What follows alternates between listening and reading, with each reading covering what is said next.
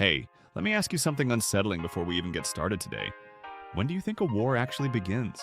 Most people would say the moment missiles are launched or troops cross a border. That's when it feels real, right? But I've been looking at some of the biggest military operations of the past few years, and I'm not so sure anymore. One January morning in 2026, Nicolas Maduro was captured inside his safe house by U.S. Special Forces. While he was still inside, that operation didn't start when helicopters flew over Venezuela. It started months earlier, with the CIA team quietly tracking his every move.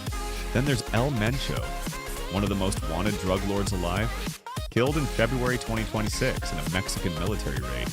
U.S. intelligence handed Mexico a complete target package on its entire network. That's what made the operation possible. A U.S. fighter jet goes down deep inside Iran. The race to rescue its crew becomes an intelligence battle before it becomes anything else. And Operation Epic Fury, a massive U.S.-Israeli strike on Iran. Nearly 900 strikes in the first 12 hours. AI reportedly helped plan every one of them. 4 operations, 4 different stakes. But one common thread, in every single case, intelligence determined the outcome more than firepower did. Now, before anyone thinks I'm saying intelligence is something new, let me be very clear.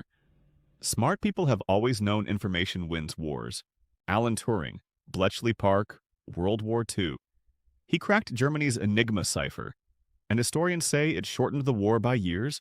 Eisenhower himself said the intelligence from Bletchley Park saved thousands of British and American lives. The 1940s. Information has always mattered. Or the Bin Laden raid. That 2011 operation was only possible because the CIA spent years, literally years, tracking a single courier. They built a life-size replica of the Abbottabad compound to rehearse every detail of the raid. Not new technology. Old-school tradecraft at its finest. So here's the real question. If intelligence has always been critical, what actually changed? Why does it feel so fundamentally different right now? In the past, intelligence was the prep work. You gathered it before the operation, then the military would brief, plan, and eventually execute. What's happening now is different. Intelligence has become the operating system, running the operation in real time, not just setting it up beforehand. Think about what traditional warfare actually looked like. Front lines, enemy armies, military bases, factories, big visible things you could see and bomb. The target was a tank battalion, a naval fleet, an airfield. Things satellites could clearly spot from orbit and generals could plan around. But now, look at these 4 operations again. What was the actual target? Not an army, not a base, a person, a network, a pattern of behavior. Maduro wasn't hiding inside a military base. He was in a private safe house, and finding him meant mapping months of his personal daily routines. El Mencho ran a criminal empire spanning thousands of people across multiple countries. You can't aim a satellite at that. You have to map the whole network. Finding El Mencho meant tracking phone communications, financial transfers, supply routes, local contacts, corrupt officials, simultaneously, all at once. A former DEA senior official put it plainly. These guys are extremely astute at covering their tracks. It's not a satellite problem, it's an analysis problem. And the downed pilot in Iran? His exact location was unknown. Finding him before Iranian forces did, that was purely a data race against the clock.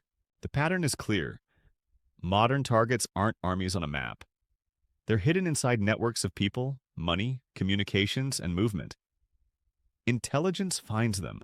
So when the target shifts from armies to networks and individuals, who becomes most valuable? Who's built for exactly this kind of warfare? Think about it. That's right, the CIA. And I want to be careful here. This isn't a CIA controls everything story. It's more interesting and more structural than that. The CIA's core strength isn't gadgets or satellites. It's human intelligence, real people, on the ground, close to the target, watching and reporting back. In the Maduro operation, CIA had a small team embedded inside Venezuela starting in August, months before the raid, monitoring his pattern of life daily. They also had an asset, a source positioned close enough to Maduro to pinpoint his exact location the moment the operation launched. That takes years to build. For El Mencho, the U.S. compiled a complete target package, communications data, movement patterns, network connections. and handed it directly to Mexican authorities. In the Iran pilot rescue, CIA Director Ratcliffe said they used, and I'm quoting him, exquisite technologies that no other intelligence service in the world possesses. And here's something that might genuinely surprise you. The CIA is now embedding AI directly into its analyst workflows. It's not future plans, it's already happening. The CIA's deputy director said the agency plans to deploy AI co-workers inside analyst platforms to help draft intelligence reports and flag unusual patterns. For now, and this is the critical part, humans stay in the loop. The AI assists, it drafts, it flags, the analyst makes the final call. For now, bottom line, the CIA didn't suddenly become more powerful. War itself moved into the domain where intelligence agencies have always been strongest. That's the shift. Let me introduce you to a concept defense analysts talk about constantly, the kill chain. It sounds brutal, because it is. The kill chain is the sequence from detecting a target all the way to a strike. Detect, identify, track, decide, engage, assess. 6 steps. Each one takes time. In older conflicts, each step could take hours, days, sometimes weeks. Intelligence gathered. Commanders deliberated. Lawyers reviewed. Then, eventually, a strike was authorized. But the entire point of what the Pentagon is building right now is to compress that chain. Faster, more connected, more precise across every domain simultaneously. The Pentagon's CJADC2 initiative links sensors, commanders, and weapon systems across all military domains to enable faster, smarter decisions than any adversary can make. The U.S. intelligence community's own strategy document puts it plainly. It's no longer about who has the most data. It's about who can act on it fastest. Think of it this way. Old warfare was chess. Methodical, turn-based, time to think. Modern warfare is starting to look like high-frequency stock trading. Speed is the weapon. And here's the question that should keep military ethicists up at night. When the kill chain compresses to minutes, who actually makes the decision to strike? Let me step back from the abstractions for a moment, because this isn't just strategy. People's lives are on the line. Let me tell you about Dude 44. It's late April 2026. An F-15E Strike Eagle is shot down over Iran.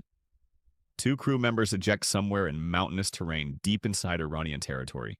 The pilot, call sign Dude 44 Alpha, is alive on the ground somewhere. The weapons officer, Dude 44 Bravo, is elsewhere, injured, bleeding, completely alone. Here's the brutal reality of that moment. 2 searches are running simultaneously. The U.S. is racing to find its own people. Iran is racing to find them first. U.S. finds them first. Rescue. Iran finds them first. Hostages. That's the entire game. Not a firefight. A pure information race with human lives as the prize. If someone you cared about was that pilot right now, hiding injured in those mountains, what would matter most? Not firepower, the speed of intelligence finding them? Trump described it later. U.S. surveillance spotted something moving in the dead of night in the mountains. They kept a camera fixed on it for 45 minutes. It stopped moving. Everyone's heart probably stopped. Then, 45 minutes later, it stood up. It was the head of a human being, Trump said. They had him. At the same time, CIA mounted a deception operation, deliberately feeding false signals to Iranian search teams, keeping them looking in entirely the wrong locations. Dude 44, Bravo took nearly 2 days, hidden in a cave, injured, while the entire U.S. intelligence community ran a parallel rescue operation around him. Think about that. Now let me tell you the part that's making serious people seriously worried. The AI question. This is where it gets complicated. During Operation Epic Fury, the massive U.S.-Israeli strike on Iran, AI systems were reportedly embedded in the targeting process. Not just analyzing data, recommending targets. A defense tech system developed with Palantir could analyze drone footage, intercept communications, and recommend specific targets, including a legal assessment of each strike. In the first 12 hours of Epic Fury, nearly 900 strikes were launched on Iranian targets. That operational pace would have been humanly impossible without AI-assisted planning. A professor studying these systems said it simply, the AI machine is making recommendations for what to target, faster in some ways than the speed of thought.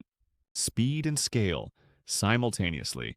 Things that might have taken days or weeks in historical conflicts were now executed in the same 12-hour operational window. But here's where the alarm bells start ringing, even for the people who build these systems.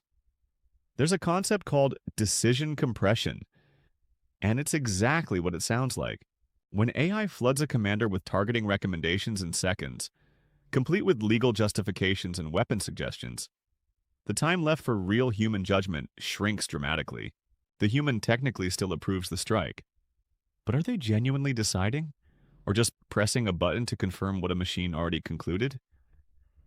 Do you see the difference? And the deeper question, one that even the engineers building these systems can't fully answer, is this: who is responsible when the AI recommendation turns out to be wrong? I want to be honest with you about both sides of this, because it's not all dark, but it's not all promising either. It's genuinely complicated. Here's the genuine upside. Precision intelligence can save lives. Better targeting means fewer misfires, fewer civilian casualties, and shorter operations. That matters enormously. The Maduro operation reportedly avoided widespread violence in Caracas. The El Mencho raid was surgical. When intelligence works well, operations can be cleaner than traditional warfare. But here's the other side.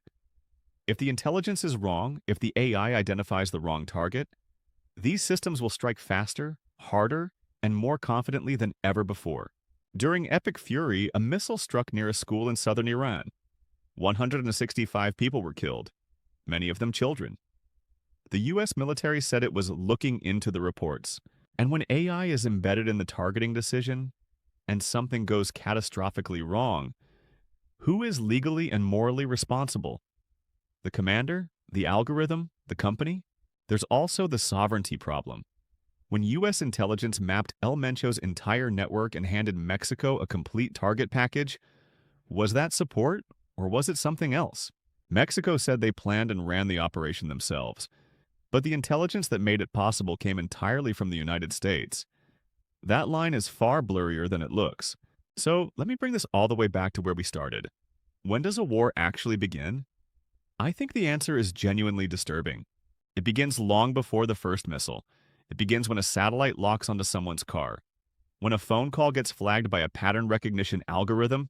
It begins when an analyst in a quiet room connects two data points that nobody else has connected yet. That moment, invisible to most of us, may be the real first shot. The soldier still pulls the trigger, but intelligence decides where that trigger points. And increasingly, AI is shaping what intelligence looks like in the first place. We used to ask, who has the most firepower? That still matters. But the defining question of modern war is different now. Who sees first? Who connects fastest? Who decides quickest?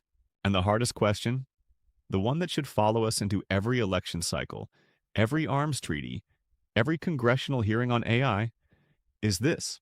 When AI compresses the kill chain to seconds, when the human role shrinks from decision maker to button pusher, what happens to accountability? What happens to the laws of war? Information-driven warfare might make conflict more precise, but precision doesn't automatically mean moral. Faster doesn't always mean better. More data doesn't always mean more wisdom. The next war's first shot probably won't sound like a gunshot. It will sound like data. And the question is whether we'll even hear it when it happens. So I want to hear from you. After everything we talked about today, do you think AI-assisted warfare makes the world safer? Or does it make war faster and easier to start? That's a wrap for today. The first shot is data, and the world hasn't fully figured out what that means yet. Stay curious, stay skeptical, and I'll see you next time.